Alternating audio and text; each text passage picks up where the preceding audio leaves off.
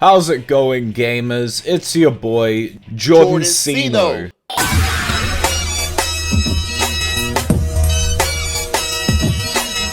The all-seeing, the all-knowing, back with another cringy-ass video on the dark web. And now today's video is about this gentleman who is also a Sony fanboy called PuertoRock77, who I've covered before, and now I'm getting really sick of talking about how many times I've covered motherfuckers in the intros of my video, and then trying to point you to the video that I've covered them in the hopes that I'll get more views. So you know what? If you want to find that video, fuck you, go and find it yourself. Now the video of his we're going to be looking at today is titled, Game Reviewers Ready to Review Bomb God of War Ragnarok to Clout Chase. Which is basically just him shilling for the decision Sony made a while ago to, you know, not give Stevivor review copies because they give Sony, like, 6 out of 10s. Which I think we can all agree wasn't a great decision, but, you know, of course Sony fanboys were happy about it. I mean, God forbid anyone dare think that all of Sony's AAA bangers aren't 10 out of 10s. And yes, that does include Gran Turismo. But anyway, without further ado, let's just get straight into the video. Alright. So this is a good one. Every Xbox fanboy's favorite review site, Stevivor, an Australian review site, is already out there on Twitter campaigning and complaining that they didn't get a review copy from PlayStation Australia's PR marketing. Oh my god, guys! They were campaigning and complaining on Twitter about it! AKA they wrote one article, you know, to remind people why they won't be releasing early reviews for Sony games. Most likely because the release of God of War was right around the corner. And they probably thought that people would be expecting them to publish an early review of the game, which they can't do. But all they did was write one article and post it on Twitter, which is very far from complaining and campaigning on Twitter. They went to Twitter, posted a tweet saying, trying to tell whoever follows them that the review for God of War has to come when the game releases because they have to buy it, and that's only once again, they didn't provide them a copy, blah, blah, blah, they feel they're blacklisted, the whole shebang, right? Bruh, the man is literally making this entire video just because Stevivor wrote an article stating that they don't receive review copies. It also wasn't even a new article, like, it's literally just an updated and edited version of an old article that they wrote titled, Where is Stevivor's Gran Turismo 7 Review, which was published in March. So let's break down some facts to this, alright? Oh god. Fact number one, Xbox community, or not even Xbox community, the fanboys, the Xbox fanboys, are trying to once again say that this is Sony's attempt to manipulate the review system. Factually, this does not manipulate the review system. It literally does though, like, the whole reason Sony stopped giving them review copies is because they wanted the earlier reviews of the game to be higher. Basically, because Stevivor gives them more average reviews, they didn't want Stevivor to be giving early reviews of the game so that the scores would be higher. In other words, they're manipulating the review scores. Stevivor, however you pronounce it, or any publisher that, or really journalist, magazine, whatever, that does not get a review copy from PlayStation, they can still buy the game, they can review the game, publish their reviews, and if they're part of Metacritic, their review will be up on Metacritic and they will be aggregated. It will be averaged in. Yeah, everybody knows they can review the game. The thing people take issue with isn't just the fact that they don't receive review copies, but the fact that they did and were blacklisted because they gave a few of Sony's games like a 6 out of 10 or a 7 out of 10. And because of that, they no longer receive early review copies of Sony's games, meaning they'll pretty much have to wait until all of their competitors have already reviewed the game before they can review it, resulting in their site getting less traction, and their review score also won't be factored into the early review scores of the game. Although honestly, the thing that got me the most about this is that it kind of just proved what we already knew about games journalism, being that, yeah, you really do have to fear being blacklisted by these companies if you give them an unfavorable review score. The issue is timing. You see, it's all about the timing, right? Steviver wants a free copy because it's actually not really about it being free. It's about when they actually get the copy. Wait, you're telling me that it isn't actually about the game being free, and it's about them being able to review the game early because all of their competitors get to do so? Holy shit, I never would have guessed. Like, damn, I actually thought this games journalist company, which is probably worth millions of dollars, was genuinely terrified of having to pay $70. They want to be part of the review media that gets advanced copy of the game, so that way they can review it, push out their score before the game comes out. Because the thing is, by the time they even start the review, the game will already be released to the masses, and the game will be in the hands of millions and millions of gamers. By the time Steviver finishes their review and publishes it, there's going to be many people who not only probably already beat the game, but for the most part, the community will be talking with their own opinion on how they feel about the game. So any reviewer who publishes reviews after the fact is already too late. You know, the real meat and potatoes of reviews are the ones that pushes out the reviews before everyone else is able to get the game and push out their own personal opinion by playing the game. And that's the conundrum, that's the issue with Steviver. Yeah, and the Tooth Fairy's not real either. And water's not actually wet, it's actually only the object that touches water which is wet.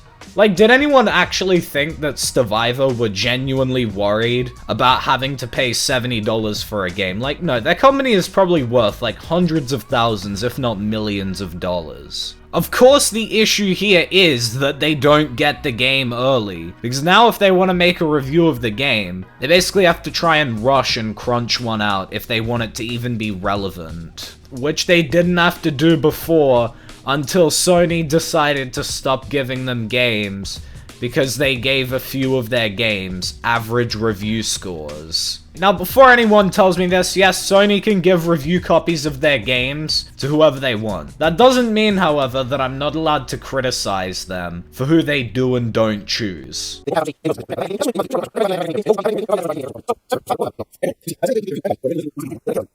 If they give the game a 9 or higher, no one's going to care. Because plenty of review sites already gave the game a 9 or higher before the game even came out. If they give the game an 8, it's middle of the ground. Once again, not impactful. If they give the game a 7, it's whatever might call into question. But for the most part, nothing. So let me ask you this then. If that's the only way they could get relevancy, why would you then not want Sony to give them review copies? Because doesn't this incentivize them to make a disingenuous review? Which, not saying they can't think that the game is genuinely a 7 or a 6 out of 10. You know, like the guy from IGN Korea whose Sony fanboys have literally been sending death threats to. But wouldn't you rather know that their review is more genuine? Which, let's just be honest, this is games journalism. No one makes genuine reviews. For Stevivor to really get the clout, to really get that social media traction, to really get the Xbox fanboys riled up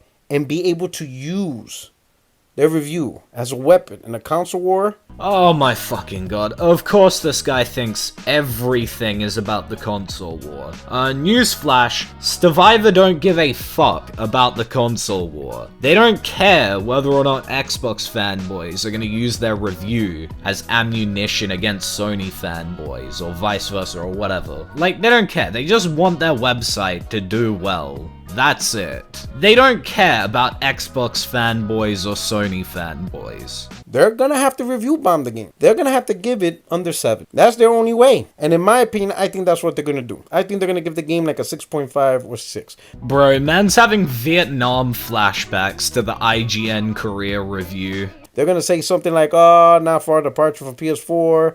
Not much innovation, blah blah blah, similar to that." You know, all the key points, right? Oh my god, it's exactly what IGN Korea said. Jesus Christ, man. You know he's thinking about that in his mind. You just know that some part of him is definitely salty about the IGN Korea review. And that's what's gonna get their website trend. Because the first people that's gonna latch onto that is the Xbox fanboys, and then the Xbox fanboy is gonna spread, and then what that's gonna do on the PlayStation side, they're gonna counteract it. Yeah, I wonder what the PlayStation fanboys will do this time. Are they gonna send dick pics to Stevivor? But it's honestly just funny how this man genuinely just thinks in terms of console wars. Like, what if they just genuinely think that the game is a 6 or a 7 out of 10 because it doesn't add anything new? You know, kind of like how they thought The Last of Us remake was a 6.5 out of 10 because that game was just a fucking ripoff.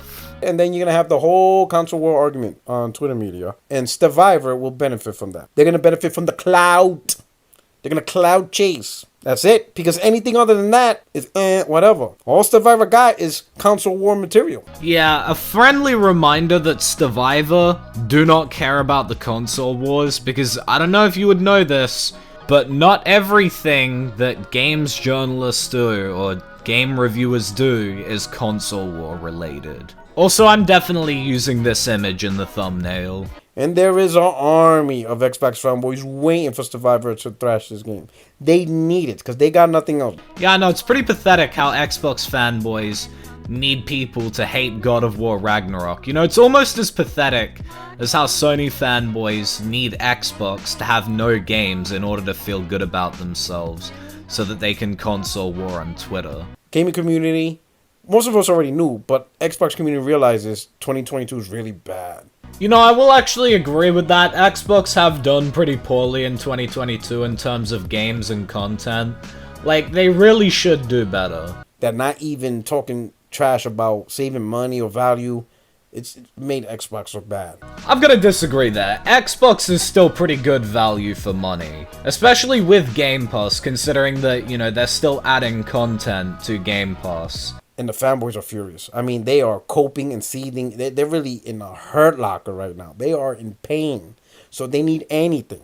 You just know this motherfucker would be on the direct other side of that, you know, in pain and hurt lock, whatever, if Xbox was doing well.